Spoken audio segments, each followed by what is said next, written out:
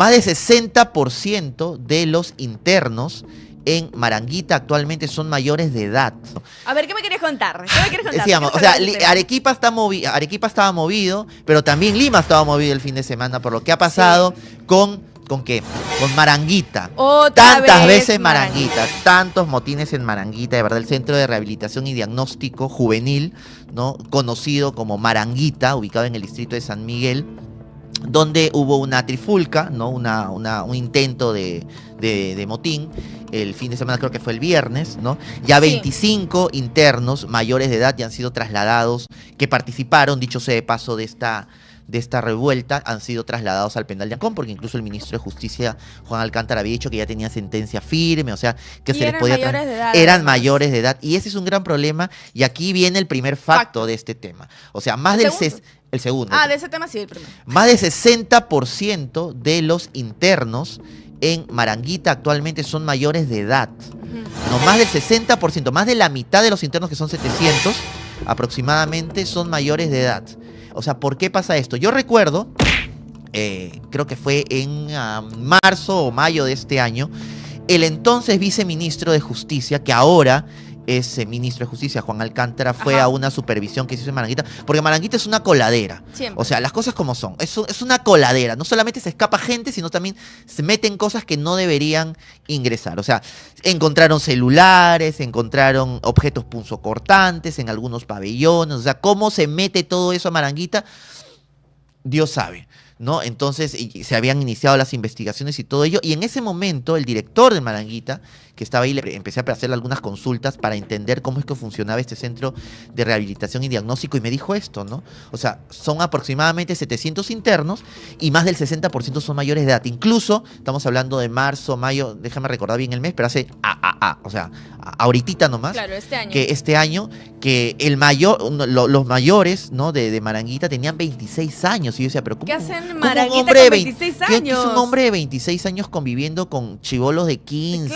¿no? De 16 años. Claro, lo que me explicaba el director de Maranguita es que, de acuerdo a la ley, los infractores, porque los menores de edad no son... son infractores. Son infractores. Una vez que se le da la sanción, o sea, se les interna en estos centros de rehabilitación y diagnóstico, deben cumplir, digamos, la sanción dentro de este centro de rehabilitación y diagnóstico, no en una cárcel. O sea, si tienes, digamos, 15 años cuando te han dado tu sanción, lo máximo me parece que son 10 años nada más.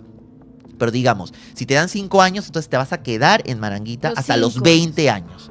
No es que a los 18 te van a trasladar a un penal, ¿no? Porque a ti no te han sentenciado o no te han sancionado por un delito, sino por una infracción. Y a la cárcel, o sea, a una cárcel, un reclusorio, van delincuentes o personas que han sido condenadas por delitos. Maranguita son infracciones. Entonces, de acuerdo a la ley, no, que el infractor tenía que cumplir su periodo en Maranguita. Por eso habían personas de 26 años que fueron por supuesto, o sea, 16 años. Claro, o sea, y que seguían ahí y que trataban de cambiar también eso, ¿no? Porque, claro, si bien es cierto, los mayores de edad o las personas con 26, 25 años no convivían directamente con los menores, igual compartían el mismo espacio, en el sentido de que todos estaban en el mismo centro de diagnóstico. Pues, claro, ¿no? Y aparte que en Maranguita esto, si bien, claro, son 700 los internos, en este caso, no es la primera vez que se organizan motines, que se escapan, que se fugan. Incluso por este último también ya habían personas detenidas, ¿no? Que eran mismos trabajadores de Maranguita, que incluso ellos decían, pero si los trabajadores duermen al costado de los internos que se han intentado escapar, que han intentado hacer el motín, ¿cómo no se van a dar cuenta, ¿no? Entonces ahí sí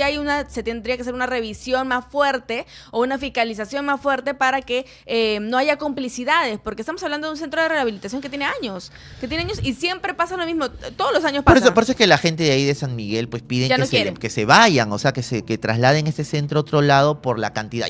O sea, tú si fueras vecina de la zona se paran escapando, exacto, qué miedo, ¿no? Qué miedo, y estaban pidiendo ya desde hace muchísimo tiempo que ese centro de rehabilitación sea trasladado a otro sitio, ¿no? Por el peligro que significaba para los vecinos, ¿no? Que ese centro de diagnóstico y rehabilitación nunca debió estar ahí. Que nunca debió estar. No, porque al frente, o sea, es como que Maranguita está acá, al frente es una urbanización, o sea, casas, ¿no? Viviendas, ahora, se tiendas. está planteando que se construya un nuevo centro de rehabilitación juvenil fuera de Lima, que no han querido decir dónde, porque ya todo el mundo creo que sí sabe dónde, y que eso también está ya en la elaboración, ¿no? Para trasladar Maranguita a otro lugar que sea de repente un poco más alejado. Es algo que ha estado pidiendo también incluso la Municipalidad de San Miguel y que se ha dicho ya que se está elaborando, ¿no? De parte del Ministerio de Justicia. Claro, y esto nos lleva también a la discusión de todo lo que se está haciendo, todas las medidas que se están tomando para reajustar ciertas cosas en cuanto al juzgamiento o a las sanciones que se les aplica a los menores de edad. Esta ley, por ejemplo, la ley, que ya polémica ley de los que menores, ya es ley, ojo, que especifica que menores de 16, 17 años, es decir, antes de los 18 ya puedan ser juzgados como un adulto, es decir, por la justicia ordinaria ante delitos graves. Sí. No, ya muchas instituciones se han mostrado en contra, evidentemente. Incluso el entonces viceministro de Justicia, hoy ministro de Justicia, Juan Alcántara, en ese momento recuerdo clarísimo en esta intervención que se hizo a Maranguita, se le preguntó si él estaba de acuerdo con esto, y él lo que dijo es que lo que hace esta ley, bueno, en ese entonces proyecto de ley, era eliminar totalmente la justicia juvenil. ¿No? La justicia les eliminaba totalmente y que se iba a revisar y todo ello, ¿no? Porque estos jóvenes merecían, digamos, o necesitaban entrar a rehabilitación, y a veces las cárceles propiamente dicho no significan necesariamente que el sistema carcelario en nuestro país, con hacinamiento y todo ello, sea beneficioso para un interno. Me refiero a su rehabilitación, a su reinserción a la sociedad y todo eso. No, y además, dentro de lo que decías, ¿no? Del hacinamiento, cuando se habla mucho de ya incorporar a los menores de edad, eso de repente da el debate también, acá la gente nos puede decir si está a favor, si está en contra. Yo siento que la mayoría está a favor, porque claro, ven tantos casos de claro menores que de edad, sí, hacíamos sondeo. Pero yo no sé si estoy tan a favor de que sean juzgados ya como adultos. ¿Por qué? Y acá te lanzo un facto de por qué. A ver. Porque si ya tenemos cárceles con hacinamiento, y acá va el facto, porque normalmente los 69 establecimientos penitenciarios en el país tienen capacidad para 94.000 internos. Albergan a 94.000 internos y tienen capacidad solo para 41.000 personas. Entonces estamos hablando de una sobrepoblación de más del 139%, que si tenemos ya esa cantidad de hacinamiento, ¿cómo vas a seguir incluyendo a más, sobre todo menores de edad, con cero capacidad para reinsertarse a la sociedad? Bueno, no sé. Puedes tener razón, pero yo sí estoy de acuerdo con que se empiece a penalizar porque, o sea, lo que está pasando, y yo me recuerdo que hice un sondeo incluso con la gente para preguntarle sobre este proyecto de ley, en ese entonces proyecto de ley, claro, y la gente decía algo que es muy cierto, que las bandas criminales actualmente están empezando a captar a menores de edad, porque claro, como son inimputables, no les dan un arma, les dicen, ¿sabes qué? Te bajas a esta tal persona y no pasa nada. Sí. No, y no pasa nada, y la gente decía, no, está bien que se les juzgue, está bien que se les encierre, porque, a ver, o sea, más allá de lo que diga la ley, o sea, un joven de 16 años ya sabe perfectamente lo que está haciendo. Sí, claro. Sabe perfectamente lo que está haciendo. Entonces basta ya de seguir, no sé, escudándonos en el tema de la minoría de edad para actuar con impunidad, porque al final eso era, ¿no? Y la gente me decía, oye, pero al final esto de que no se les puede juzgar como una persona adulta en la justicia ordinaria, lo que significa es que estos chiquillos van a seguir actuando de manera impune, porque no se les va a juzgar, no se les va a juzgar como debe ser, y al final van a terminar en un Maranguita, en un centro de rehabilitación y diagnóstico. ¿Quién sabe si finalmente el sistema que está aplicado para estos jóvenes en estos centros de rehabilitación y diagnóstico, que es muy distinto al de al sistema penitenciario, es decir, una cárcel, realmente les sirva para reinsertarse? Claro, pero finalmente, o sea, ¿qué te garantiza que esto de aquí a unos años no siga bajando la edad, la minoría de edad para seguir siendo juzgados como adultos? Tenemos ya gente, o bueno, menores, incluso niños, que son utilizados ya por estas bandas criminales. Entonces, claro, ya, 16, 17 años ya no puedo ser utilizado. Que ahora van a buscar uno de 15, 14, van a buscar 13, uno de 15 12. Para que mate. Entonces, hay, por ejemplo, datos de que de entre enero y mayo de este año ya han habido más de 3.700 adolescentes, ojo, detenidos por la policía por presuntos delitos de robo, de extorsión y hasta sicariato. Los denominados gatilleros. ¿Qué sucede ahí? Yo hablé con el comandante general de la policía para que nos cuente un poco qué es lo que habían encontrado. En el Callao, por ejemplo, el más del 50% de detenidos de menores de edad era por tenencia de armas. Ahí es otro tema, porque ¿por qué están las armas tan a vista y paciencia y tan fáciles de acceder? Y lo que me comentaba era que los gatilleros son justamente menores de edad contratados, digámoslo así, por sicarios para que ellos pues ejerzan la labor de disparar y disparar y disparar. Claro, o sea, no es como, o sea, esto ha ido evolucionando, ¿no? No es como solo un sicario que se contrata y hace asesina a alguien, sino que se, digamos, lamentablemente utilizar esta palabra, se terceriza y empieza a contratar a varios menores de edad para que empiecen a hacer ese tipo de crímenes. Entonces, ahí yo lo que opino es que, y lo mencionaban también algunos expertos, sobre todo de derechos humanos, es que meter a la cárcel a adolescentes, a menores de edad, debería ser el último recurso que tiene el claro, país, como la última, para poder luchar contra la inseguridad. Si ese no es tu último recurso, ¿qué estás haciendo para garantizar espacios seguros para tu adolescencia, para tu infancia? Educación, acceso a servicios básicos, sobre todo control de la salud mental. La salud mental también está en crisis, sobre todo en los adolescentes. Entonces, estás yéndote por la labor más fácil, por la chamba más fácil, pero no estás atendiendo el problema de raíz. Justo estaba leyendo este comentario aquí en mi celular y ya lo han puesto ahí, dice, pero Martín Benítez Morales, dice, por favor síganos comentando y dejen su like, no se olviden de dejar su like. Martín, deja tu like, por favor.